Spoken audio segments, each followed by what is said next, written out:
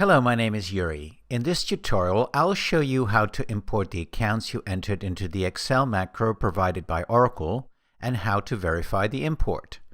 To import, you click Create Import Activity, enter any required sign-in information, and submit. Click Activity Details to monitor the progress of the import.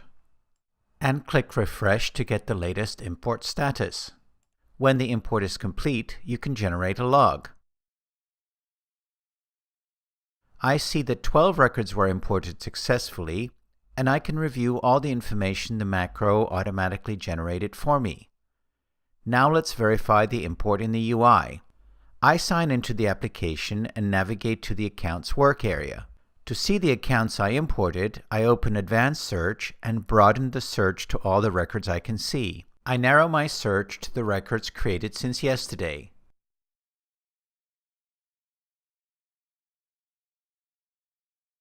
Here are the accounts.